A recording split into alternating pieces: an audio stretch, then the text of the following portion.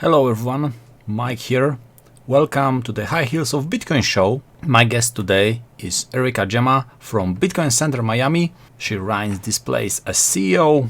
I have really enjoyed talking to Eryka because we think the same way. We are all up for freedom and now you can watch it. So without any further ado, let's get started.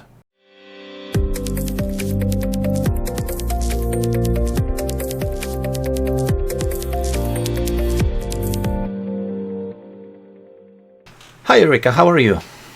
Good, how are you? Well, I'm pretty good. Today is not so hot as it used to be last 2 weeks, so I can breathe finally. Unfortunately, I don't have air conditioning at my home, but I think in Miami, where when you mostly live, you have air conditioning, right? Oh yeah, we go from Miami summers are like the winters in most places. You go from air conditioned store to your air conditioned house to your air conditioned car as quickly as possible. Oh, so it's pretty hot. Okay, so let's do a little introduction. Can you tell me a few words about yourself? How would you describe yourself?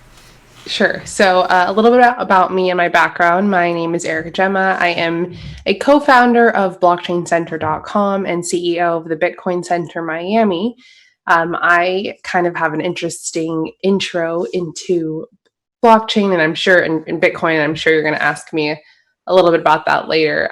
But I consider myself a I don't know, a Bitcoin evangelist, but not just in telling people. I do a lot of stuff on the business side, very focused on making Miami a tech hub. I think it is already happening naturally. You're seeing a lot of people move to Florida from Silicon Valley and from New York. So I'm just there to make sure that the infrastructure in Miami works and that digital assets and blockchain really shape the way that like the new fintech hub of the Americas is going to pan out. So it's not only Wyoming, but also Florida, right? Yeah, I mean, Wyoming has better laws. It's kind of like a Delaware where you have better business laws, but in terms of culture, people don't want to move to Wyoming. So All right, I understand. But how did your adventure start? How did you find out? Was it blockchain or maybe Bitcoin first? So for me, it was Bitcoin first. When I was younger, so I grew up in Washington State. And when I was younger, I genuinely wanted to understand politics. So I remember this one day I was watching, it was so funny. I was watching Joe Biden actually. And I was watching him and I was like, I want to understand what he's saying. It was on C-SPAN. And I just saw him like talking and he was super charismatic and he was saying all of these words and all of these numbers, but he really wasn't saying anything of value at all. And so what I did was I just was complaining to a friend about it. And then he told me about Ron Paul. And so I kind of went down this rabbit hole and I was like, whoa, like a politician that actually makes sense. Everything he said, I mean, it just made sense. And then so I started campaigning for him. So I was 19 years old. I was a delegate for him in Washington State. And then it was just being around that, libertarian community that made me realize, like, I mean, it just made me realize so much stuff, but that's where I first learned about Bitcoin. So this was like 2011 and I thought it was great. I thought it was so cool, but the on-ramps to Bitcoin were not like they were today. And so I kind of forgot about it because it was too much work. Ron Paul lost. And, people, when they're like in an abusive relationship, they tend to brain dump everything in that relationship. So that was kind of what happened to me. Like I was in an abusive relationship with the state. So I brain dumped everything. I moved to Florida. I've always liked aviation. I've always liked airplanes. So I went to a school called Embry-Riddle Aeronautical University. I have my pilot's license and I got a degree in aeronautics there. But when I was on campus, I would still do a lot of stuff when it came to like, I would host debates on campus of like Austrian versus Keynesian economics. And then I would do like speeches about like the corruption of the mainstream media, like who was Rupert Murdoch, like all this stuff. And I was just looking for, people who thought like me, but it was kind of hard to find there. Anyways, and then after I graduated, I started working for a bank and I started working in the aircraft trading and leasing world. So it was just buying, selling, trading commercial airplanes. And then what happened was the CEO of the bank I was working for at the time, he's like a legendary banker. So he did the merger between Bank of America and Merrill Lynch. Next week after that merger happens, Lehman Brothers fails. He makes $50 million and, Lehman Brothers fails and all these people lose their money, right? Anyway, so this guy was, before this, like, he was CEO of this bank after having this crazy track record in 2008. So this is about 2016. And we were doing a conference call for all of the young people. And it was like at the end of the conference call, just to introduce, us to our CEO. I was in Florida, he was in New York. It was like an open Q&A session. And so I was like racking my brain for a good question. And so I remembered Bitcoin because I forgot about it. And I asked him, I was like, what do you think about Bitcoin? And then he and everybody else in the room laughed at me. So then I went back down the rabbit hole and I was like, this is something that I have to look into if all of these bankers are, think that it's a big joke. And I remember it being like this amazing technology. So yeah, I kind of like followed down that path. And then I started working for a different aircraft leasing company because we sold all of our airplanes to the Chinese, which FYI, about 40% of airplanes in the sky right now are on lease, and a lot of them are owned by China. Even though Delta or an American airline might operate it, it's still owned by a Chinese entity. Anyways, we sold all our airplanes to Chinese. I started working for a different aircraft leasing company. And there it was a smaller company, but I was telling my company about Bitcoin and, same thing. That's just drug money, Eryka, stuff like that. Until this whole blockchain, not Bitcoin thing swept the nation, until security tokens came out and people were like, wow, how can we use this? We wanted to tokenize our fleet. And then, Masayoshi Son was coming out with all of these like vision funds. One of them, I think his third vision fund, was specifically for crypto and blockchain companies. So my boss at the time started sending me around officially to all these places to learn about the blockchain and what it is. And then I kind of just saw the opportunity. I mean, I had been hosting meetups in Miami just in my spare time for a while around Bitcoin, just seeing like, hey, who's my like mind, like what community is there in Miami? And then I met my business partner and things just kind of took off. I mean, I definitely was in a place in my life where I was like, if I don't take a risk now, I'm never going to be able to take a risk again. So I left my very, very, very comfy job in corporate America and started a Bitcoin center with Scott Spiegel and Nick Spanos in Miami, kind of like a spinoff of the original Bitcoin center in New York. If you've ever seen the documentary on Netflix, Banking on Bitcoin. Not yet, but I will have to. Yeah, not yet. I've heard about it, but I've never seen it. Yeah, I have normal job, so crypto is my hobby. So I never have enough time to do everything. I don't have enough time to watch YouTube videos. Yeah. You know what the secret is? The secret is you watch them on like 1.5x speed or like 2x speed. That's like I'm just a power user. That's all I can do. Well, next question. Your Twitter handle is Be Your Own Bank. So, yeah, I see the reference to the Bitcoin and cryptocurrencies, but why be your own bank? What's the story behind it? So, for some reason, when I was growing up, I always used the username Bank of Eryka, just because I thought it was funny, right? Bank of America, Bank of Eryka, like what can I do for a username that's kind of funny? And now I help people become their own bank. The beauty of Bitcoin is that there is a loss of capital controls. It is censorship resistant money. You can cross borders with just your, 12 to 24 seed phrase in your brain and still have your wealth intact and not have to worry about TSA stopping you and confiscating all of your money, or, any like holdups with banks saying you're not actually in this country, or just wanting to stop your flow of commerce. So being your own bank is definitely an option that Bitcoin provides, that technology provides, that has never really been able to be an option before. I mean, although Bitcoin is a good store of value, we think about gold, and gold is also a great store of value, but how many people own gold, but really it's stored in some vault somewhere and they don't even know if it's actually there. all they hold is some paper certificate of it. So the beauty of Bitcoin is you can be your own bank. You can be your own Swiss bank account. Nobody can stop you from entering it. And not only that, but there are so many interesting ways to make money with Bitcoin, right? For example, high interest accounts. There's lending. Right now, regular banks are not lending at all to people. Just it's too risky, right? So, one of the partners that we work with is Salt, because they are actually providing lending options for people if you hold crypto.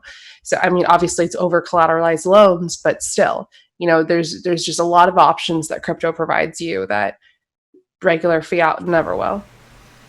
Yeah, and Bitcoin doesn't have fractional reserve system, and I hope our crypto exchanges will never use such things, because it will be the end. That's why we fight this system, because it's corrupted.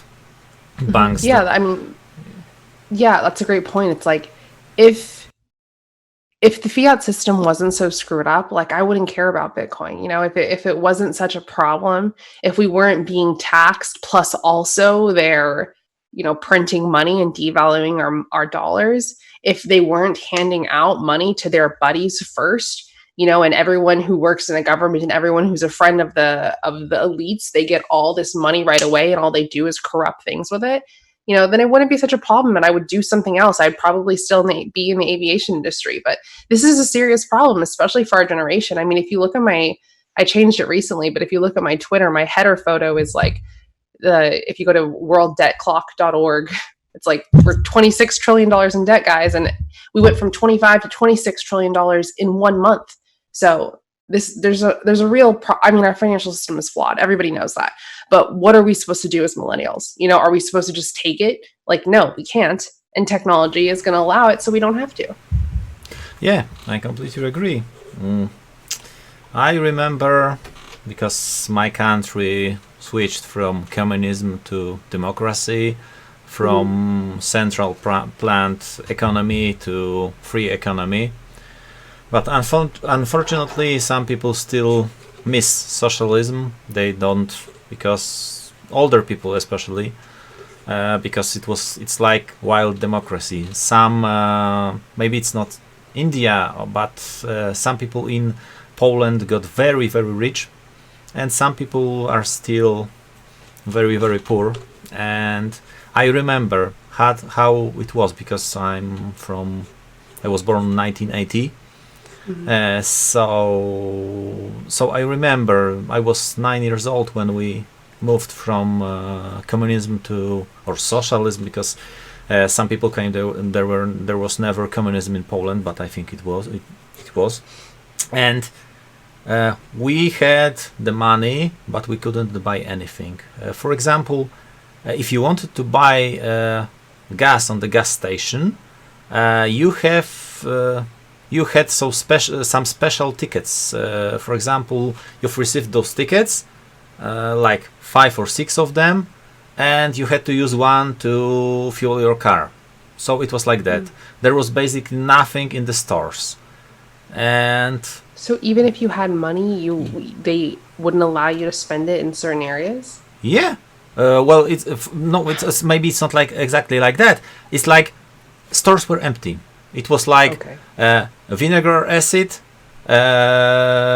alcohol, and some basic stuff. There was no meat. There was it was like completely different world. I remember that, but it's even for me, it's hard to believe that it used to be that way. People don't realize how. For example, my son is 14, and when I tell him about it, he doesn't want to believe me. How? How is it possible that you go to a store and there is nothing there? So yeah. He's gonna believe you when this stuff comes back. Yeah. I see what happens in the US right now, and I'm terrified. Those Marxists moved from Europe to USA, and basically they want to destroy everything. So I'm shocked. Go ahead. You're shocked? Oh, I thought you were saying to someone else. Yeah, I'm shocked because I always thought about the United States as the land of the free and home of the brave, right? Land of the free, home of the slave. That's what I say. I mean, oh my gosh, it's crazy because honestly, America still is a great nation. We're one of the best nations. And in terms of freedom, in terms of being able to achieve what you want, in terms of, coming to America, not speaking English with $5 in your pocket and then becoming a millionaire later because you worked hard and started your own business. I really don't see another country that's capable. Like the capability of that is there, but also we have major problems here. It's like everything needs a license. You want to breathe, like you need a license. Yeah. You want to start a business, you need some license that costs a lot of money. You want to use your skills and do something that you're already good at, you also need a license. But you're completely correct, right? You have all of these Marxists right now who are ripping down statues. And it's like when statues fall, that is a sign that a revolution is coming. So I don't know what happened in your country before you guys went into a socialist nation or when you went from socialism to a democracy. But definitely your social unrest is a huge indicator of the times. But I think right now, a lot of what's happening with the social unrest in the United States, it's people whose emotions are being played with and they are being easily manipulated by the media because it's an election year. Like that's basically it. It's basically it. So yeah, it's the election year. So every 5 years. How often are the elections? Every 4 years here. Yeah, every 4 years. And what's funny about being in Miami is that, so Miami is very Latin, right? So people have jokes and they're like, oh, I love doing business in Miami because it's so close to the United States. And like in Miami, I know, you'll never see chain restaurants. You'll never see like Applebee's. Like it's a very Latin city. It reminds a lot of people of Medellin in Colombia. And anyways, so you have a lot of people who came from socialist Venezuela, from Colombia, from Argentina, and they come to Miami and they see what's happening right now and they are absolutely against it. So it's cool to see, like in America, so many people here are just very, very privileged and they live this like nice life where they have a lot of things handed to them. And so they complain about stuff that they don't understand, that they're more fortunate than the rest of the world. So that's why also I love being in Miami, because you just have a lot of Latin people who are like, hey, we saw this happen in our country and we're not going to let it happen here. Yeah, everyone who experienced socialism will never want to live in a socialist country. But then again, some people are weak-minded. I think I can call them that. And they are easy to manipulate. And it's always easier to find someone to blame for your mistakes. So it's like, I always tell my son, you have to work hard. You have to work hard to achieve. That's the only way. You have to work hard. You cannot give up. You can achieve everything you want to. But then again, you can always say, no, it's not your fault. It's because them. It's because our government. It's because everything. And some people will believe that. Yeah, it's definitely always easier to blame other people than take personal accountability. So, okay, I believe we can discuss this stuff for hours, but let's. For hours. yeah. So let's return to the cryptocurrency world. Okay. Yeah. This is actually a huge part of the crypto world. What's going on in politics is huge part of the crypto world.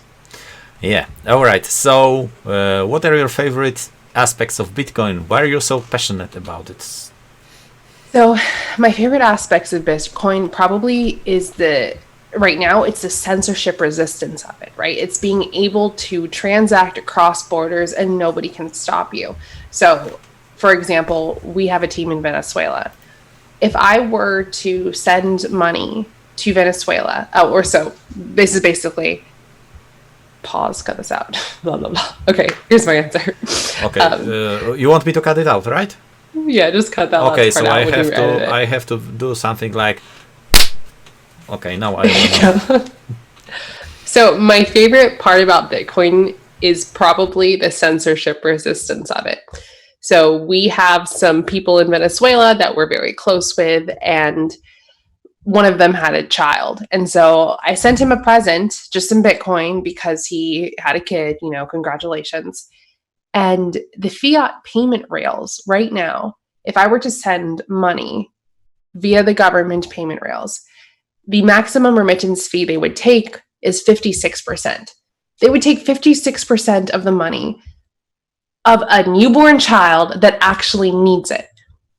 So, of course, send Bitcoin, everything's fine. He gets his money and he gets to use it for feeding his kid, right? So there's just a major problem when it comes to these centralized places being able to control how money and how value is transferred. So censorship resistance is my favorite, although I'm a little bit worried just because of the concentration of miners right now that might not be that might not be true anymore, or at least if we continue down this path it might become a problem. But especially with what's happening with the whole, people getting deleted online, and you can't have individuals control how other people do their business just because they don't like it. I think another favorite aspect of Bitcoin is, for me, my story was, I learned about liberty. I learned about the problems with the Federal Reserve. I learned about Glass-Steagall. And then I learned about Bitcoin.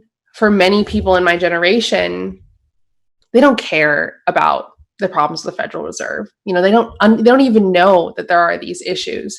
They don't know that, the FDIC insurance, they don't know fractional reserve lending. They don't know any of that. And so one of my favorite things about Bitcoin is that a lot of young people get into it because they're interested in Lambos, they're interested in to the moon, they're interested in making money. And then they learn about all of these issues and then they stay for the revolution. So for me, it's always been like, I need to be teaching people like Austrian economics, but young people don't care. But if you come to them with Bitcoin, then they care a little bit, and then you can easily guide people down the rabbit hole instead of like force feeding them stuff they don't actually care about. So I just like that it's just an easy way to red pill people to where they're more accepting of what you're saying because they think they can make some money. Yeah, I completely agree. Young people don't care about it. They only care that their Instagram, TikTok, or Facebook work. They don't realize how corrupt this financial system is. So, all right, banks are okay. We don't need them. And 2 weeks ago, or it was maybe 3 weeks ago, I talked to Catalina from Argentina. Tech with Catalina. I think you know her because I think you have. You've had this podcast with Rachel, Leah. I think maybe it wasn't Catalina, or no, it was Catalina. Yeah, you saw. That's where you met me. Was on that podcast. Yeah, right. So she told me the main problem in Argentina is the country collapses, and middle class doesn't even care. They think they're okay. So it's sad, but some people will realize that something is wrong. Too late. It will be too late. Yeah, that's part of the problem, right? It's not even all of the people that are doing the bad back end things in banks. It's that the masses are complacent. They're quiet. They don't care because they're distracted. And part of me, I can't blame them because the powers that be, these elites, they do a very good job at keeping people distracted. I mean, I refuse to get on TikTok because I do think that it's just another distraction. Instagram is distracting enough. Twitter is distracting enough. But the masses, they're just super distracted. So, and not to mention our food supply keeps us sick. Whatever's in the air also keeps us sick. People are brainwashed. I mean, the subconscious mind is very, very powerful. And the people who are profiting off of the masses not knowing, they're very good at it. So I can't be mad at them, but at the same time, I can be mad. Like, wake up, guys. Come on. Like, this is not just for us. Like, we have generations. Like, if I want to have kids, like you have a 14-year-old son, like, what do you expect your kid to do? Like they can't. Yeah. So I don't know. It's definitely a problem that a lot of people are just wasting their lives away in front of their televisions and binge watching Netflix. Well, I'm happy I live in a country where we have pretty decent food. Yeah. So it's not full of the chemistry. It doesn't have the entire Mendeleev table inside. So when my friends went to, I think my female friend went to Canada, and when she returned, she told me that when she was there, it was like she felt swollen. Like this food was nothing that we have in Europe. So, but I think it will come. But of course, we have a lot of traditional food industries, like all those farmers growing food traditional way, without any of those fertilizers. Right, fertilizers. So yeah, so we have pretty decent food, but of course, and we don't have a lot of pollution. So yeah, Yeah, so that's good. yeah, that's pretty good. All right, my next question is: do you like giving public speeches? Do you like being in front of camera? Because you look pretty confident to me. You don't look shy like some of the ladies. Oh yeah, thank you. I do like giving public speeches. I've always felt like my place, or I feel like I'm in the zone, is in front of a crowd. So now that coronavirus is happening and I'm having to do like more on camera stuff, it's a little bit of an adjustment. I mean, I'm not shy by any means, but I think that I just love being in front of a crowd and just like feeling that energy and like making people laugh when I talk and like calling people out and just really lifting up people. I just love that energy of being in front of a crowd. So yeah, public speeches. I remember in college when I would give speeches, there were kids that would like come to class early because I like to go first. And they would like erase my name and put theirs above mine because they were like, I'm not going after this girl. So yeah, I just love it. But camera stuff is cool too. I think for me, like I see like Rachel and I see Leah and I see Catalina, and they're doing all these great things in terms of videos, right? I've made one video and I made it because I was just tired of like repeating myself over and over again. So instead of doing that, I'm like, hey, just watch this video, like buy some Bitcoin. But I need to do more on camera stuff. But definitely, I think it's just for some reason, I love it. It's just what I do. So, All right, I have to ask one more thing. Aerospace industry. For me, it sounds even more cool than crypto. yeah, I mean, I think it is the coolest, right? I grew up loving airplanes. I first flew a plane when I was 16 years old. I was like, it's so funny because everybody talks about like being a girl in the space. And the first time I was in a classroom and I was the only girl in the class, I think, yeah, I was 16. I was a senior in high school and I was the only girl in my class because everybody was learning how to fly. And it wasn't that they were not allowing girls to come in. It was that nobody was interested except for me. So, yeah, aerospace is definitely cool. Right now, the industry is definitely hurting a little bit because you don't see the demand for flight as much because everyone's fearful of the coronavirus. Yeah. And for me, it's always been flying. Like flying is a hobby. Being my own pilot is a hobby. Really being in the business of it, it's cool. And I might go back into that world one day, but learning about aerospace doesn't financially free people and doesn't like unlock their minds into a whole other world. So definitely aerospace is cooler than crypto. So I assume you can fly. Yeah. So I got my pilot's license when I was like 18. So is it like Dreamliner 777 or maybe? Oh no. No. Little Cessna 152. I think the coolest thing I've flown is like a Piper Warrior. So single engine land is my designation. So smaller planes, no. Yeah. I can fly flight sim though, so same thing. All right, and I think now the main topic of our discussion: Bitcoin or Blockchain Center Miami, because you are CEO of that company, movement. Yeah. So a little bit about us. So the original Bitcoin Center opened up in New York in 2014, and it was 14, 15, and it was Nick Spanos, and he It was the first physical trading place of Bitcoin. So it opened up within 100 feet of the New York Stock Exchange. And what they did was they brought people in, taught them about Bitcoin. They had a physical trading floor. And it was just the first real like physical location, grassroots, very symbolic that I was next to the NYSC, right? Spanos always does stuff like this. So when the bid license came out, New York Bitcoin Center had to close down. And opening up the Miami location was kind of like an iteration of that. So at the Miami location, we wanted to be a little bit more appealing to the crowds. So we called ourselves Blockchain Center. So if you go to blockchaincenter.com, you can see everything there. But at the Bitcoin Center Miami, Blockchain Center Miami, we kind of followed the same ethos. Before coronavirus closed down, we were very much like a co-working space, an event space. You know, a lot of people, it was like a destination spot. You know, if you're in Miami, if you know about crypto, come stop by the Bitcoin Center Miami.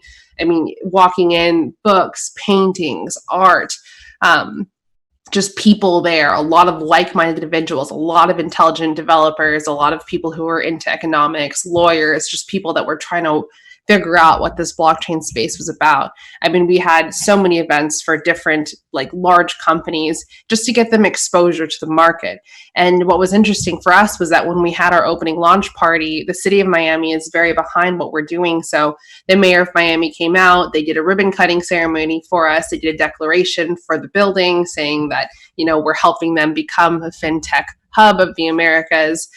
If you look at the people who've sponsored the center before, it's very much like the Downtown Development Authority, the Greater Miami Chamber of Commerce, the Miami Beach Chamber of Commerce. These people, they come out and it's interesting because a lot of them are, you know, older and they come and they want to learn about blockchain. And I just tell them about like, hey, guess what? Everybody's in this much debt. Students are graduating with, you know, $75,000 of debt on average, and they can't find a job. And also, if you have a pension, your pension plans are going to be screwed. So, yeah, the Bitcoin Center is definitely just a community center where we teach people. We'll have, I mean, back before Corona hit, we would have Bitcoin 101s almost every week. And then, you know, if people were interested in actually purchasing after hearing the basics of it, we would take them into a side room, walk them through the process, send them some Bitcoin, have them download their seed phrase. So it's just, I guess, like a mass adoption center. Now that coronavirus has hit, things are changing a little bit. Everything has been moving online. We do live streams almost every day. We do a trading Tuesdays. We do a developer Wednesdays where we teach developers how to do smart contracts. On Thursdays, we do a lot of, I'm going to say like political and financial panels. Those are really great. We have a lot of big name people from the industry come out. On Fridays, we do VR nights. And then we also have like a online education blockchain thing happening with Berkeley right now. So everything's had to move online. It's a little bit hard because I do like the in-person interactions with everybody. But I guess online is where we're supposed to go. And everything is free too. So if you go to blockchaincenter.com and you go to upcoming events, you can RSVP to our upcoming events and everything's like streamed for free on YouTube. So that's great. That's great. I think we badly need the education, and I think I can call myself maybe not teacher, but educator. I don't know if that's the correct word, because 30%, I think I say it in all of the interviews, 34% of all emails, of all messages I received are like, Mike, I have lost my money. What can I do? Mike, my wallet doesn't work because my mobile phone is damaged. And for me it's like, all right, no problem. Just tell me if you have your seed written down. I have my I have my password. And I'm like, oh my god, okay, here we go again. People don't understand because it's not that bad, because like 1 year ago I've been getting questions like, Mike, what is better, Bitcoin or blockchain? All right, here we go again. And now it's a little better, but still people need education, because some of them it's changing, because like 2017 was like, all right, Bitcoin is going to the moon. I have to buy this. I have to buy that. I have to earn my Lambo. And now it's like, I've heard about Bitcoin. You can earn some money, but it's freedom. So can you tell me more about it? But still, there are some very greedy people that want to be millionaires in just 1 week. Yeah. Who ruined it for a lot of people, right? Yeah. The whole ICO craze definitely ruined it for a lot of people. But and you're completely correct, right? One of the services that we provide at the Bitcoin Center, and you can actually go on our website and reserve time with me, and I'll help people just walk through any user error issues that they have. And it's important because you don't want people to get turned off to Bitcoin and continue to share the message that, oh, Bitcoin is bad just because they forgot their password. You really have to, when you set people up, set them up properly, teach them the difference between a non-custodial and a custodial wallet. So one of the things that we do, like for example, today I have 2 more video things that I have to do. I'm teaching a bunch of, and they're boomers, you know, it's this company that helps people get residencies offshore, specifically in like Panama and Belize. And it's a real estate company and they accept Bitcoin. And so I'm teaching them and all of their investors on like, this is the basics of what it is because people don't understand. So, and then I also have like a Trading Tuesdays class tonight, which I forgot about, where we're just, you know, we just read charts.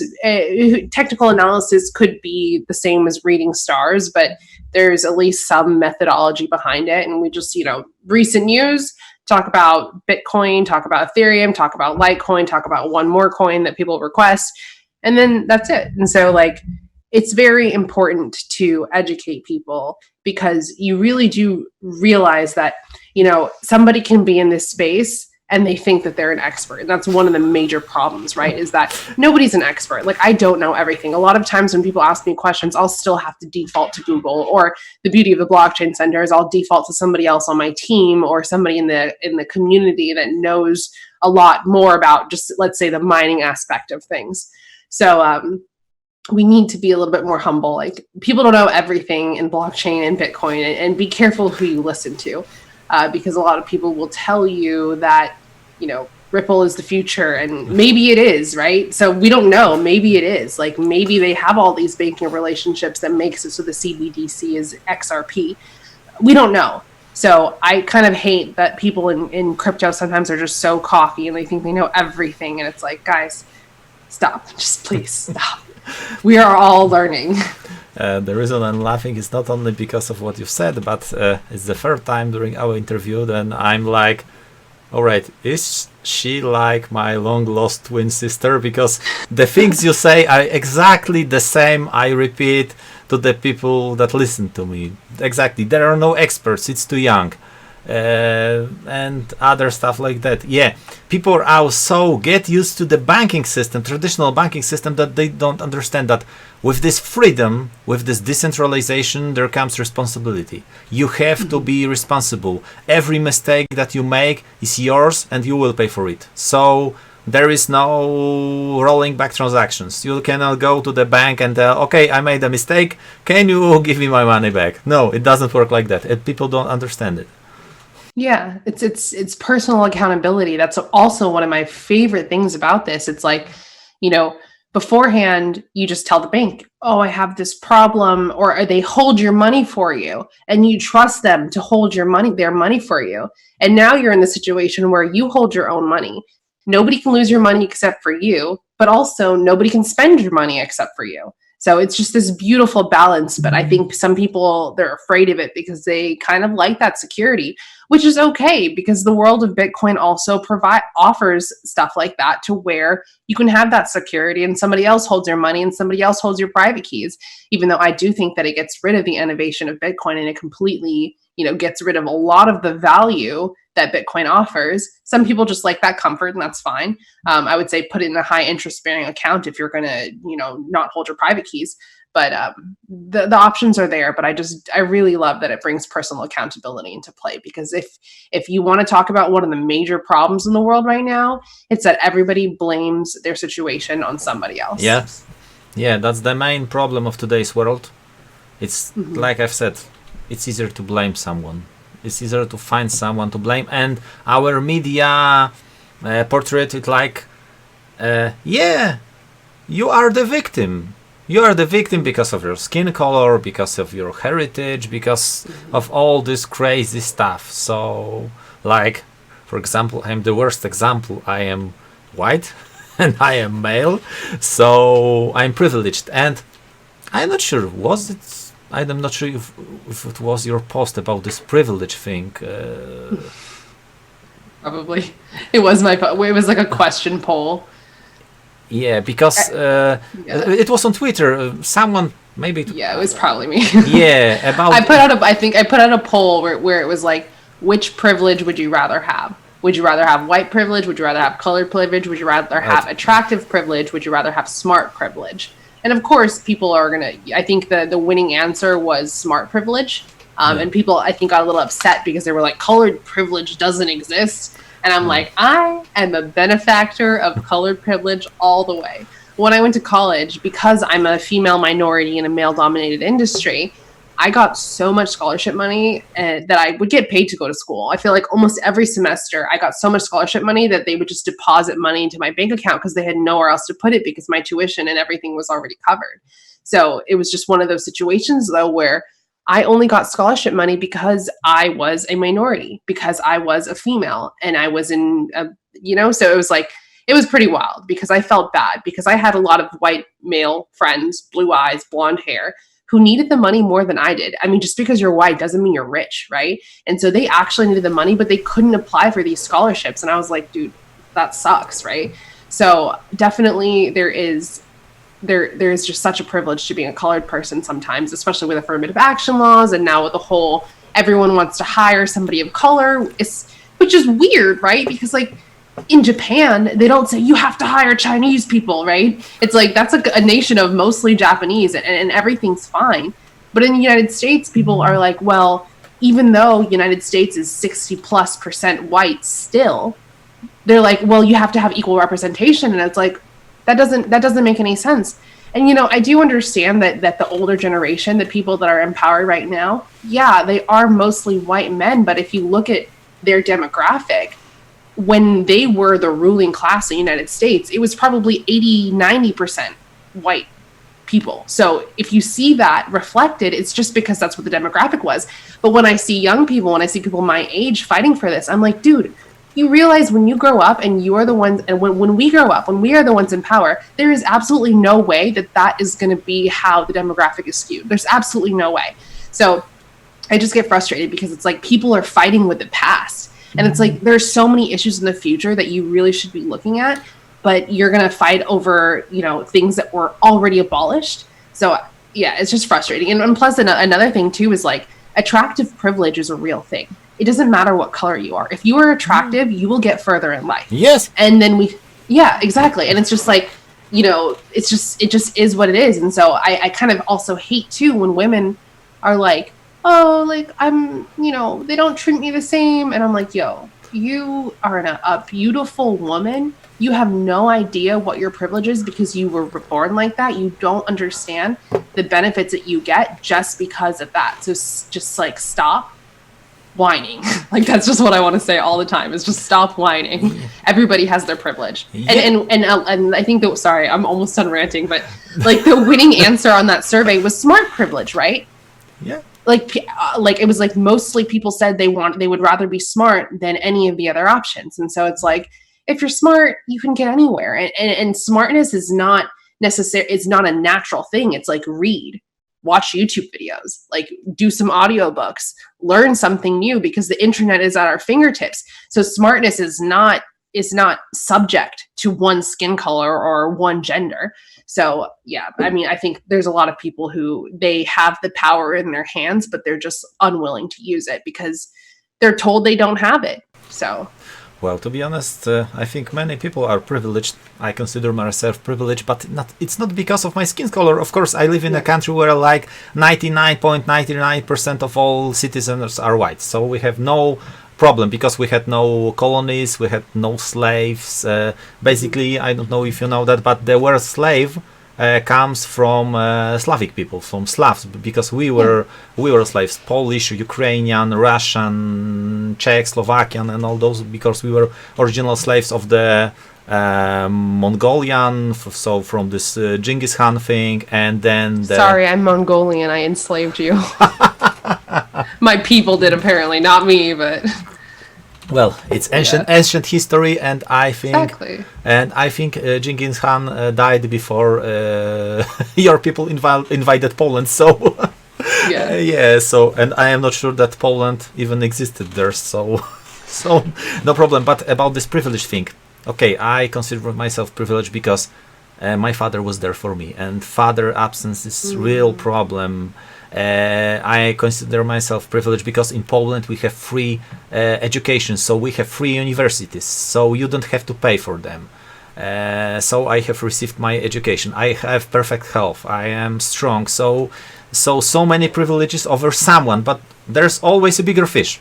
So there can be someone better than you. So, but as always, I could blame some people that, all right, my parents weren't rich, so I am not rich because it's their fault, right? Yeah. So, Another topic that we can discuss for hours. For hours. The privilege conversation is really, really frustrating. Very, very frustrating, because it's like, come on, guys, like what you said, right? Mongolians enslaved the Slavic people. That is, if you want to, put it in terms of color, it's Asians enslaved white people decades ago, right? And then I think about it, and it's like, okay, so Egyptians enslaved the Jews. In the Bible, it talks about Egyptians enslaving the Jews. Egyptians were black people. This is not an issue of saying if you're white you're bad. It's like, this is a human thing. Humans enslave other humans. It's been happening since the beginning of time. So for you to think that it's only the fault of white people, I don't think you actually think that. I think you just have bad information, and I think you're being manipulated. So let's get out of our little victim bubble. And anyways. Well, there is this guy called Larry Elder. I don't know if you know about him. I think he sounds familiar. Yeah, he's great. Of course, he's black, and he teaches other black people about the real thing, about the real history. I think he released his video called Uncle Tom. I don't really understand this Uncle Tom thing, but I think in the US you call someone Uncle Tom or Oreo. Some things I don't get. So you are black on the outside and white on the inside. The most stupid thing I've heard in my life. So stupid. Yeah, and he told I've learned from him that why there are basically black people in America, and in the Muslim countries they are not exactly black. They are not brown, because Muslim people were castrating their slaves. So if you were a male slave in Muslim countries, they were castrated. They couldn't have any children. And then in America, they could have children, they could have family. So the only the black people in Muslim countries are there because their masters took their slaves to bed and have children with them. And when they had children, they were their like first class children. They were not worse. So when that's the problem with the I'm not native English speaker, so so when you are a slave master, and when you take your woman and she has a child, then in Muslim country it's your child. So it's not worse at any level. So that's what happened. I didn't know about it. I didn't know that they castrated the slaves. So I didn't know that either. Wow. Yeah. It's like you'd much rather be a slave in America, even as bad as it was. Yeah, exactly. Still the most free nation. Like, America definitely has its problems. Like, nobody's saying that it doesn't. But tell me a place that's better, please. Tell me, and if it is, move there. Get out of here. And when I hear someone from America complaining, then I tell them about Poland. We've been attacked. We had no country for like 123 years because we've been taken over by Germany, Russia, and Austria-Hungary, or this old country. Then in 1918 we have our country back. Then Second World War. Our capital city of Warsaw was razed down to the ground. Hitler destroyed the Warsaw completely. And then we had to rebuild, and then we've been sold by Roosevelt and Churchill to the Stalin. So like another tens of years of slavery. And then 1989. So when I hear someone, you had a hard life. Okay, let me tell you about the story of my country. Exactly. Yeah, all right, let's leave this topic. Moving on. But definitely we can talk about this for a long time. Yeah, moving on. All right, pretty fresh thing, and I am infuriated because Instagram banned your account, Rachel's account, Leah's account, Catalina's account. So what the hell? I know. Actually, it's wild because like I don't even know, because Rachel thinks that it's because she was nominated for the Binance Awards and people were upset at that. And so they kind of just went, I don't know, maybe reported a bunch of us on Instagram. I don't know if that's true. Or she said it was because of a lot of us were talking about how women are underrepresented and it made people mad. And so they decided to go after us on Instagram. I mean, it could be true. But like, I don't think that women are underrepresented. I think that we're perfectly represented by the amount of women that are interested in the space. Right now, obviously, I like ladies around. I like having more women around. But and there are a lot of roles in crypto and blockchain, specifically in marketing, specifically organizational roles that should be filled by women. Sorry, but I don't think that we're underrepresented. So, and plus too, like, I'd rather just, I don't like to talk about it. Like, I'd rather just be about it. Like, obviously I'm a woman in the space. Like, I'm the CEO of a major company in Miami that talks about Bitcoin. We're like the place to go when people want to know about crypto in South Florida. So, I don't like to talk about it, but it sucks because this is the reason why I love Bitcoin, is because it's censorship resistant. You're in an environment with Instagram, aka Facebook, to where if other people don't like what you're posting, they can just take you off. So it's really not fair. And I feel bad because like the four of us girls like have been building a following on Instagram, and that's a place where I'm sure I don't make money off Instagram, but I'm sure the three of them do make money off Instagram. And you can't mess with people's income just because you're upset at something that someone did. It's really, really petty. Yeah, it's stupid, and to be honest, I think someone had to pay for it, because it's not so easy to remove someone's account. Trust me, we've tried it on YouTube, because someone posted like he was driving his car with four children on the backseat. No seat belts, no this special, and they were like he was driving in Poland. So in Poland we have no cars with four seats, four back seats. So we like mass reported this video and nothing happened. So it's not that easy. You have to pay for this attack. So yeah, I think someone did it on purpose. It could have been just one person who said, "Okay, I will show you now." You can buy everything. You can buy likes, comments, subscribers, viewers, and you can also buy attacks. So it's sad, but I am pretty sure you will be back. You will be back, and all the ladies will be back. So yeah, I hope so. I'm a little sad too, because like they're all getting all this publicity, the three of them, about their Instagram being removed. And I'm like, wait, what about me? Like, yeah. I mean, maybe it's because I'm not like a huge like women feminist, like that's not my style, you know, things wrong with it. Actually, there is something wrong with it, but that's another conversation. But like first wave feminism, absolutely great, good idea. But what's happening right now, I am hugely against it. But regardless, I think that I do hope that we're back. And I didn't know that. Like I thought that, because like, for example, I've had people pretend to be me on Instagram, and so I just get all my friends to report them. Yeah. But you're right. Even though a lot of people reported her or him, the page was still up. So I don't understand how the four of us, someone had to have paid for it. But I'm like a little upset because like I only did one stream with the girls, and it was fun and they're great and I don't regret it. But it's like, why am I a target? Like, I didn't do anything. Like, I don't know, whatever. Yeah, well, let's not start with the feminism because it's another 2-hour topic.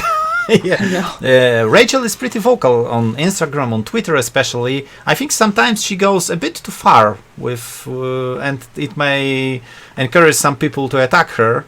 But she is who she is. I am all for her. Yeah, everyone should. Yeah, exactly. Yeah, so I am always for the freedom. So do whatever you want to do. Exactly. And there are also morons in every space. Okay, next question is. Like, even if I don't agree with her, because I don't watch her stuff, I don't know exactly what she talks about, but I do know it upsets people sometimes. But even if I don't agree with her, she has the right to say what she wants, and she can believe what she wants, and she maybe, bridge the gap for people who might not understand it. So I'm a huge supporter of just anybody that's trying to push things forward in this space. But it's just like, come on, like, don't try to silence people because you don't like their message, because that is absolutely the reason why people created Bitcoin, is because people were silenced because other people didn't like their messaging. And you don't have to agree with people, but you just let them be. Well, people were angry at her because she was doing those teasing pictures with her. Yeah. What's wrong with that? Okay, you don't have to agree with her, but you don't have to do it yourself. She can do whatever the hell she wants to do. She can only start even OnlyFans account. If she wants to do it, she can do it. You don't have to watch it. You don't have to watch it. All right. So all right. How do you feel as a woman? I think you've mentioned that, but do you feel dominated by the men? So, like I said, I think the first time I was in a class with only men, I was 16 years old. And it's always been that way. The colleges I went to, there were more international students than women. So the ratio of guys to girls was about 7-1. For every 7 guys, there was 1 girl. And then there was, for every 3 American students, there was 1 international student. So very, very different college experience for me. Very, very different life, where I've always just been surrounded by men. And it's never, ever been because men push me out. It's because it's just mostly men like airplanes. Mostly men like technology for some reason. And nothing is wrong with that.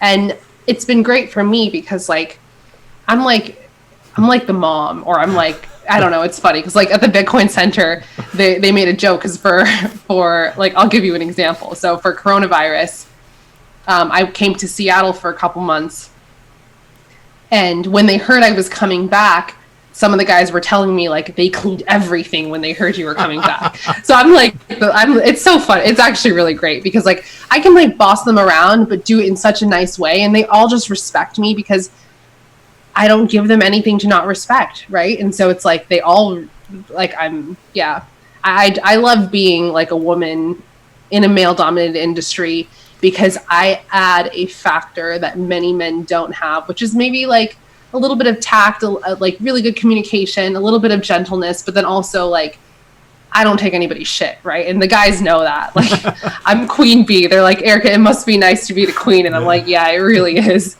So, I mean, I genuinely like it. Like, I'm glad that for some reason, I'm a girl that likes things that mostly men like. But I don't think that we should try to force girls who don't like this stuff to be into it.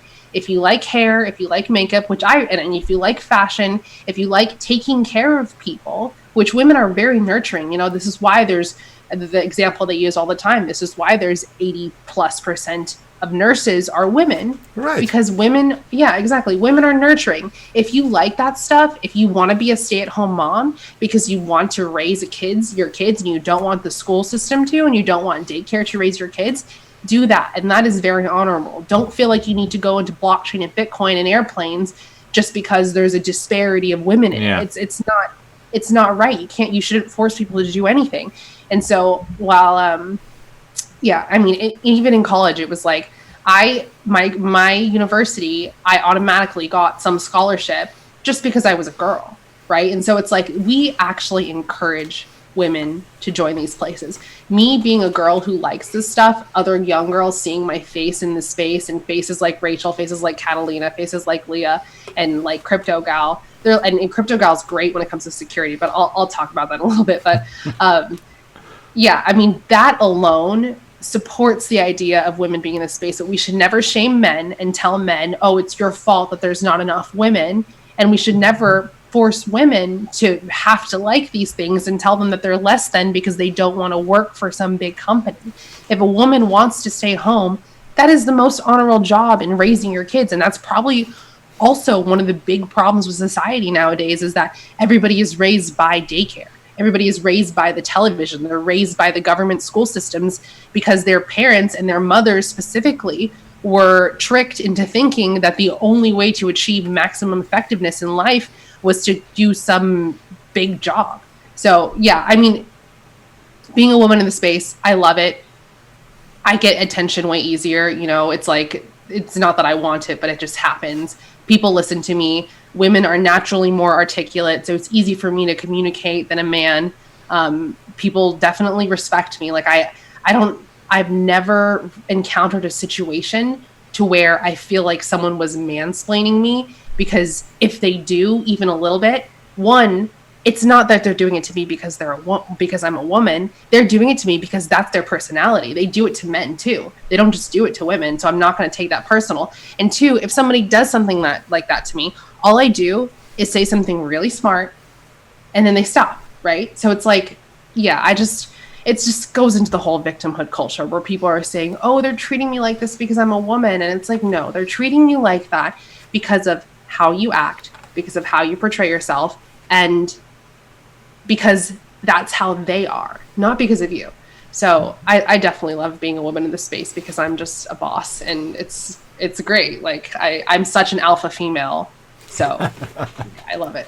I just love it. Yeah, it's great. About this mansplaining thing, I think it comes from my point of view is like, I always assume that everyone I meet, everyone I talk to has something interesting to say. So I listen to people and I try to see their point of view. And this mansplaining thing is like, if I try to explain something to you and you don't want to listen to it because you assume that I am better, and it's not like I want to explain this to you because you don't understand it. I want to teach you, and then you say, okay, you are mansplaining. So it's crazy. So yeah, it goes the wrong way. And about this raising children, I think that it's the biggest challenge of our life, to raise your children to be a decent people. I know I have my son, he's 14, and even if I put my effort into raising him, it always can go wrong. It always can go the way I didn't plan for. So yeah, it's very difficult, and I admire people that want to stay at home and raise their children. Of course, if they don't want to use it to get some social benefits, because there are people like that.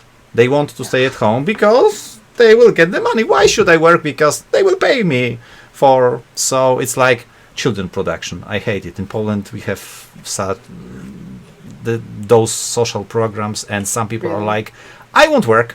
I don't have to work because my country will pay the money for my children. And I am like, who are you? A human being? Or some, I don't know, animal?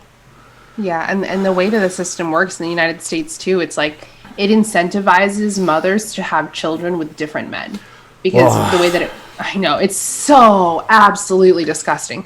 So, for example, if you have a child, I don't know the exact numbers, but let's say that you have a child with one man and he leaves, and you're a single mom, you can get, let's say, $400, right, in terms of like social benefits. And then you have a second child, you'll get $300. But if you have a second child with that same man, you'll get $300. Third child, you get $200. However, if you have a second child with a different man, then you get $400. So it's like, they're incentivizing people to have like kids from different fathers. So yeah, it's just, I don't know. I don't like social programs. Not that I don't want to help people. And it bothers me that people say that when I'm like, I don't like social programs. They're like, oh, well, you don't want to help people. And I'm like, no, I just think that it's very, very inefficient. And if you look at all the money that gets lost in the back end systems of governments because of these social programs, you'll know that it's very, very inefficient. So yeah, I mean, raising children it's a hard problem in itself, but like specifically in the United States, what happened was that they convinced all of the women who all they had to do before, and I'm just so jealous because like growing up, I'm 28 right now. So growing up, I was like, wow, I want to have a great career. I want to be a CEO. I want to do all of these cool things because I knew that I was smart. I skipped a grade when I was in high school. When I was in elementary school. So I was like the youngest person in my class always. And just like always in like IB programs and all that stuff. And so I was really, really driven career-wise. But now that I'm older, my hormones are changing. I'm like, I want a family, and I think about the lives of these women back in the day before, women joined the workforce. And I'm like, all they had to do was keep a beautiful home, raise their children, screw their husbands once in a while, and like that's all they had to do. And they got to chill and not chill, but like obviously that stuff is honorable, but it's like, and then men were able to go into the workforce, conquer, which is what men do. They were able to they were able to conquer. They were able to do get out all of their testosterone and not have to worry about offending women in the workplace all the time. And they were able to just achieve and come home to this beautiful like Garden of Eden type scenario that their wives would make for them. And now I have to compete with men because like, I don't know. I'm sorry. I just really I really, really, really dislike what feminism has done, especially to our kids, because they're not raised by their parents anymore. They're really just not. They're raised by some daycare system, which they don't care about the kids. How many bad things happen in daycare? Like, it's a serious problem. And I do wish that I was born in a different time sometimes, but I know that my mindset being born in this time, it's for a reason. Yeah, it's the fourth time. I think, I don't know if that's the correct translation, so we are like 2 drops of water.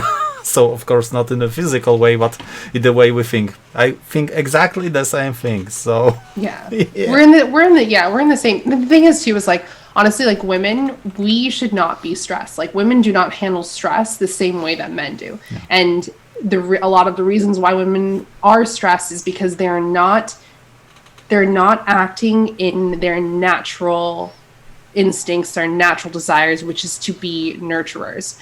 Most women are focused on carrying roles because that's just how they generally are disposed. Women like people, men like things. And so, let my husband go make all the money and I will take care of the home and make it so that way he feels comfortable with everything at home and we can continue our legacy. But what's happening right now and what everybody's fighting for right now, I don't think they really understand what they're fighting for.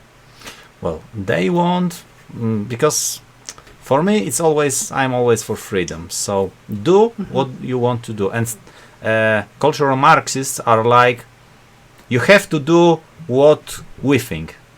Mm-hmm. If you are a woman, you have to go to work. Why do you want to stay home? Why? So... yeah, freedom is the most important thing. All right.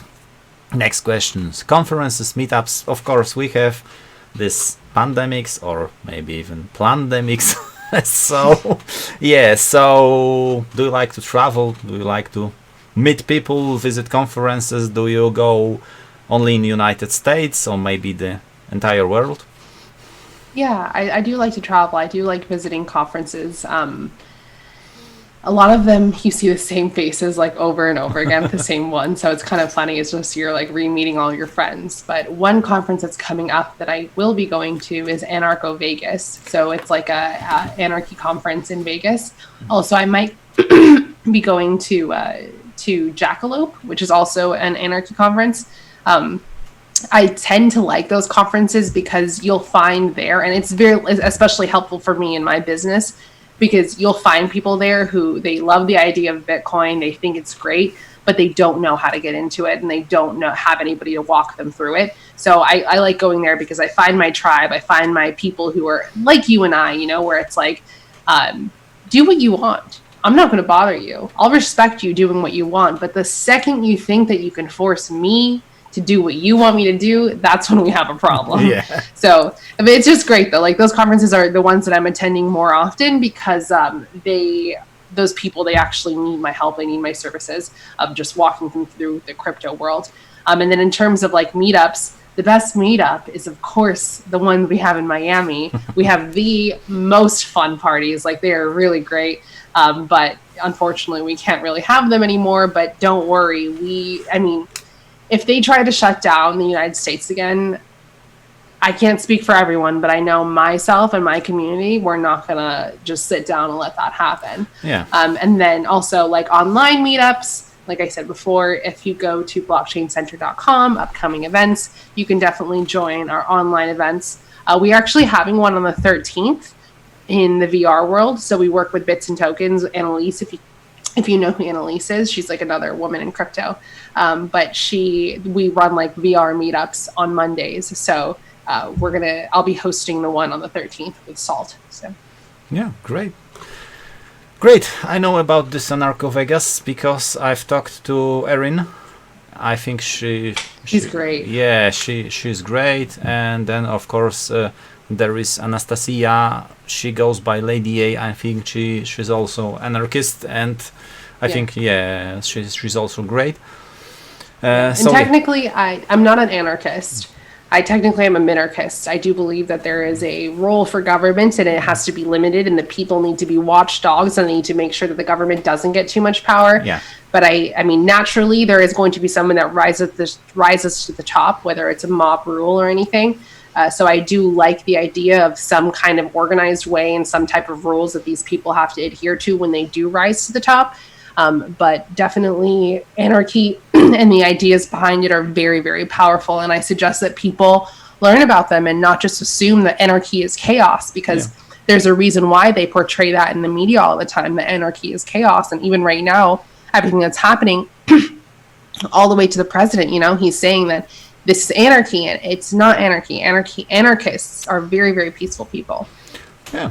All right. So now, some recommendations from you for my show. Maybe you know some ladies that you can recommend.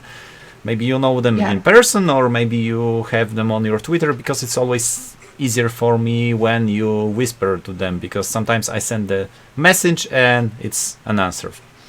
Yeah. So 3 of them. The first one I would recommend is Crypto Gal. So Andrea, she was also in that chat where you first met me with. Yeah, so she's great. She's like, she has a degree in cybersecurity. So she's got a bunch of different clients in cybersecurity. Really, really smart girl. One of the few women in this space that I know that are coders. They're on the development side of things. And so I appreciate her. She's one of my dear, dear friends. I love her so much. Another girl I would recommend is obviously Annalise. So Annalise she runs the VR Crypto Mondays, really big into VR. She's in South Florida, so she would come to the center like really often. We became really close. And she's just super smart. Like what she does, like I feel like she adds a lot of value because she does video editing, and that's important because in the media side of things, in order for us to get our story out, we need people who have those technical skills when it comes to, like manipulating images to show them in a way that people can easily understand. And then the last person, I know she probably wouldn't want to do this because I talked to her about it, not specifically about this, but just doing more video stuff, is Lei Quen from CoinDesk. Yeah, I've talked to her. She's been on the show? No, but she won't. Yeah, she recommended me some other lady from Italy, from CoinDesk also. She didn't say no. She said, okay, maybe later. Yeah, I know. I talked to her about it. I was like, you need to do more video stuff. I think it's not her space. She's a writer, so really smart. I mean, she gives good stories. She's a great writer. And I think that, it just goes back to women being better communicators. And so her ability to do that, she obviously adds a lot of power to the space. Another person I would recommend is if you ever talk to Katie Anania. No? Okay. So she is great. She's a big anarchist. She works for a company. She's actually in Miami right now, I think. But I met her because she started coming to my meetups a while ago. Can you? But she's Russian. Katie. Yeah, I know. Well, I didn't talk to her, but Anastasia recommended her. But I forgot to message you. Yes, she's great. I watch her on Twitter. I watch her on Instagram. She's like this boxing stuff, and yeah, she's such a badass. Yeah, she's great. Yeah, right. I completely agree. Yeah, Anastasia, Katie. I'm in like a toxic ladies group chat, which is like this is probably one of my favorite like women group chats that I'm in, because the ladies, like, we band together and nothing's wrong with that, nothing's wrong with wanting more girls in the space and like getting together and having your little private group chats where you just talk about girl stuff. Like, nothing's wrong with that.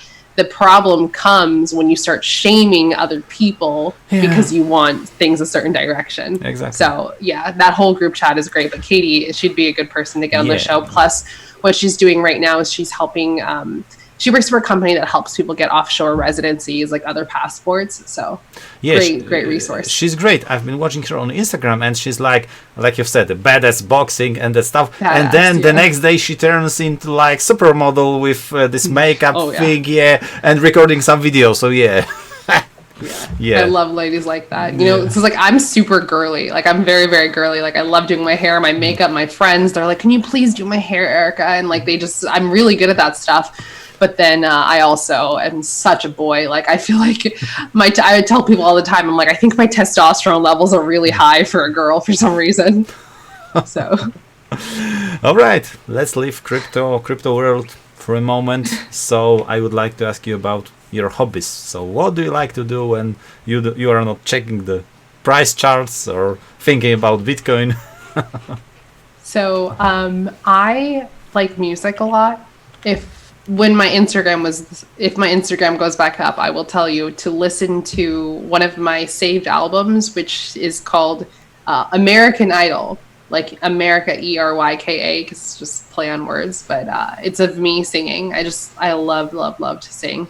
Myself and some people, and actually myself and Leia talked about it, about I was going to try to go over to her house and we were going to do a cover on some song, because she plays the ukulele and she likes to sing, and we both like grew up playing the flute and stuff, so we have a lot of similarities. But music is absolutely a hobby. I'm not religious, but like, I do believe in spirituality, and I think that's important. I think that especially in the times that are coming, people are going to need to have a deeper understanding. So I love like my little groups where we talk about like the Bible, and we talk about like just like historical accuracy and just religions and like spirituality. It's really organized religion is one of also the major problems, I feel like. But spirituality is important, having a connection to what we can't see, especially when what we can actually see with our eyes it's like less than 2% of the wave spectrum, right? The visible spectrum of light is less than 2% of the entire wave spectrum. So there's so much going on behind, like, that we just can't see. It's going on around us, but we just can't see it. So I'm definitely into just growing spiritually. And then another hobby, I have a niece and a nephew, and they're great. So I'm not a mom. I wish I was a mom, but like, I'm not. So having them around is really fun. Well, to be honest, it's not that difficult. I'm sure it's not. Yeah. But like, I don't know. I just couldn't rightfully, like, and it's funny because like, I kind of, so at my last church that I went to, I was like a youth pastor. And so I have all of these teenagers that they're like children to me, right? But they're older, and all of them, not all of them, but like 2 or 3 of them are now having kids. So they're younger, they're obviously, they didn't plan to have these kids, but it happened. And so I'm like, all right, well, if I don't have kids of my own, at least I can try and help these kids with their kids. And maybe I'm not supposed to have kids, or maybe it's just not right now, or whatever. But I definitely think that nurturing the lives of children is one of the greatest joys and one of the greatest missions that you can have. But it's really, really overlooked right now. So. Yeah, and speaking about Leah, well, yesterday I sent a package to her and there is this one thing. That's awesome. Yeah, that's the opener. You can open a bottle with with that. And there's also one more thing. I don't know if I will show it the correct way. So Oh, that's so cool. yeah. Did you make that? Did you like Yeah, cut it? yeah. Well, not me personally, but I have stuff like that. Yeah. Oh wow. So That's yeah, cool. it's stainless steel. All right. My last question is your plans for the future. Where do you see yourself in like 1 year, 5 years? So that's hard. Just because considering everything is so up in the air right now, you know, I see myself leading protests. I feel like I see myself hopefully porting people over to different social platforms, because the ones that we have right now are run by the technocrats that don't want our ideas to get out. Yeah, I hope to see myself like as a voice for people who think like you and I. You know, you and I are in the same vibration, which who knows if we're right? You know, we could be wrong, but I don't think we're wrong. And even if we're not, even if we are correct, we need to make sure that we are fully, like what you're doing right now. You know, you're getting all of these women on camera and you're continuing to spread these ideas. And like, we need to make sure that whatever we're doing, whether we're right or we're wrong, that we're passionate about it, that we're fully involved, and we're not just doing things half-ass. Because like, you know, we could talk, you said there's no time limit on this, so that's good. But like, or like one of the problems right now is like the Black Lives Matter movement, right? And I know this is controversial, but I don't care because people need to hear it. But it's a great movement. Like, you know, Black lives do matter, obviously. Yeah. I think that there is like, I think these people feel like they need to be heard, and cool, be heard. But if you were really passionate about this Black Lives Matter movement, then you would go on their damn website and you would see, guess what? If I contribute money to Black Lives Matter, where does it go? It goes to the Democratic Party, you know? And it's it's okay. Like, if you're passionate about a movement, be passionate about it, but look into it, you know, because if you actually cared, then you would really look into where this money is going, how these things are moving, who are the people that are propagating these ideas. It's okay to want to be tribal, and it's okay to want to say like, oh, I care about my Black people because like I care about Asians, I care about women, you know, like I care about like the things that I care about because it resonates with me, and that's fine. But like, just look into it. Like, what are they actually doing? Because if you're donating to Black Lives Matter, you're literally donating to just white people who are the reasons why you have these problems. Because if you look at the states that have the most disparity when it comes to income, when you look at the states that have these zoning laws that people talk about, it's Democratic states, it's Democrat-run places. And you know, the two-party system, honestly, it really is an illusion of choice. But still, like, be passionate and look into things, because, yeah, my plan for the future is just to hopefully continue to, like, wake people up. But I want to do it in a more, I guess, in a more scalable way, because the way that I've been doing it has been a lot of in-person stuff, just like a lot of one-on-one in-person. And I gotta make more content. These girls, you guys are pushing me. Yeah, you definitely have to make more content because you're pretty vocal. So, Yeah. I think you have the ability to convince a lot of people. That's good. Thank you. I appreciate that. I think like I've always been somebody who, I mean, I've been into this crazy world of like conspiracy theory, right, since I was 19, and I just have talked about it for so long and offended so many people that I think I've been almost like, you know, I've been like shut up, right? Like I'm not as vocal as I used to be, because like my own family would be like, Eryka, you're crazy. And now it's funny because everything that I said back then is now common. You know, it's just common knowledge. And it's like, oh, everybody knows that. And it's like, oh, really? Because when I told you about this back then, you told me that I was thinking too much. And so I need to like get over myself and like get over that pain and just like realize that people, young people, and I love it because my young people, like the young teenagers that I deal with, like they all believe me, and now they're just like little mini me's, right? Like following the right people, retweeting the right stuff.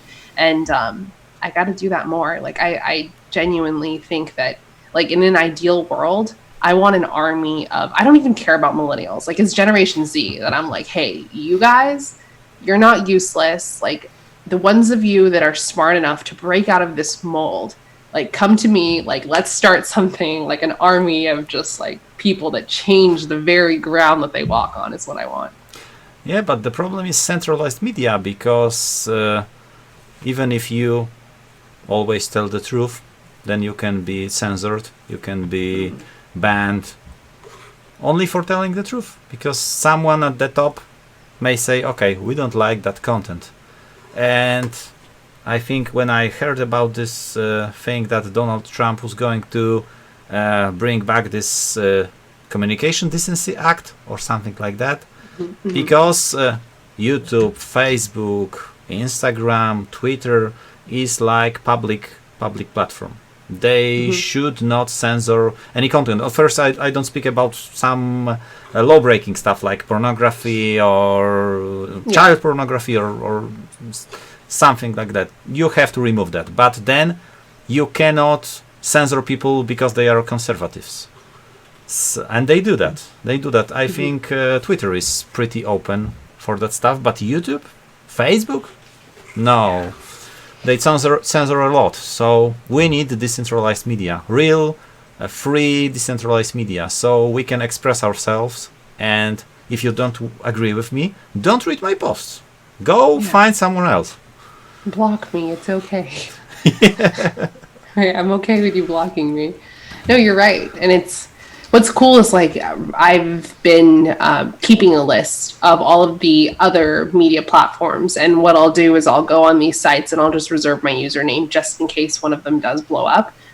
But I would be interested to see which one does blow up, because, for example, TikTok got really big, and I mean, why? Maybe because there's a bunch of like dancing people on there, but also it was because it was allowed to get that big. Isn't TikTok Chinese? It is Chinese, yeah. It's Chinese, and up until recently they had like major security issues, so I wouldn't even download the app on my phone if you have it. I think I read it today that India is blocking TikTok. Oh, wow. And I think they read there was something about USA blocking TikTok. I heard, I read something like that too, that they're thinking about blocking TikTok. You know, even if I don't like TikTok, I don't think that USA should be able to ban it. They should still, it's a free market. Unless TikTok has something about spying on the people that have the app on their phone, that's where I'm like, okay, well, that's a major national security issue. But I don't think that I just don't think that laws and government should have that much power.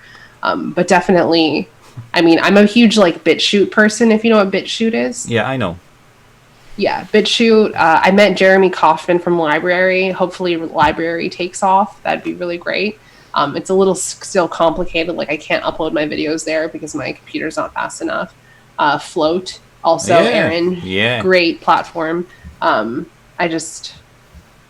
wonder which one's actually going to get social traction. So all we can do is just continue to try to push them, but it's hard when it's like, for example, with BitChute, you get a lot of the same people who think like you and I, and that's not who we want. We want to reach the people who don't think like us. So I mean, things are changing though. If anything's changing, the time is now for that to happen. Yeah, we don't want to be in the echo chamber. I want to discuss. I want to talk to the people. I want them to convince me. I want to convince them to my views. So it's always better. Let's agree to disagree. Let's respect each other, and let's talk. So let's not get offended so easily, because people get offended so easily. For example, if I say I'm stronger than you, that's probably a fact.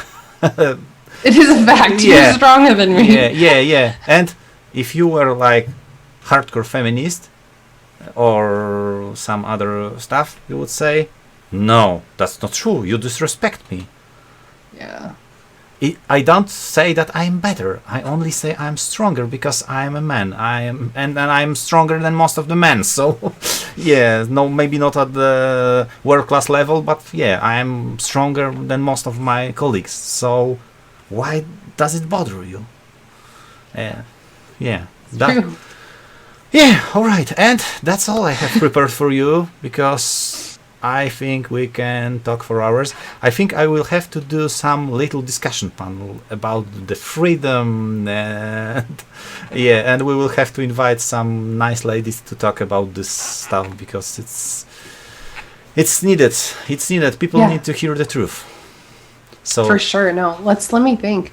We should definitely do something again to where we can get some ladies on here who think like me, because I think that, when it's so interesting, because when I have young girls and just my friends and even my siblings, and they're just so surprised that I think the way that I think because I don't fit the mold. They're like, I thought only white people thought like that. I'm like, come on, guys. Like, you know what white means? White means that you don't hold enough melanin. Like, white means you hold less melanin in your skin. exactly. Like, that's literally it. Okay. So, like, relax. I think that when people see someone who looks like me talking about these other ideas, it really breaks that mold. So, and there's a lot of girls who think like me who don't look like what the media wants to tell you, because they just want to divide us, right? By the very superficial, surface level thing. Like, I didn't choose to be born a woman. You didn't choose to be born a man. We didn't choose where we were born. And all of these things that we didn't choose and we had no input into are what is dividing us. So, yeah, let's do something to where we talk about these issues. And, crypto is cool, and crypto is a great tool. But really, it's these social problems and the economics behind things that need to be aired out. So. Yeah, I completely agree. Thank you so much for your time. It's been great talking to you. Yeah, we are definitely we transmit on the same wavelength. Yeah. So I hope we will be able to talk in the future someday. Yeah, for sure. Thank you for having me, and I hope to be back with an army of women and hopefully young people. So. Yeah. All right.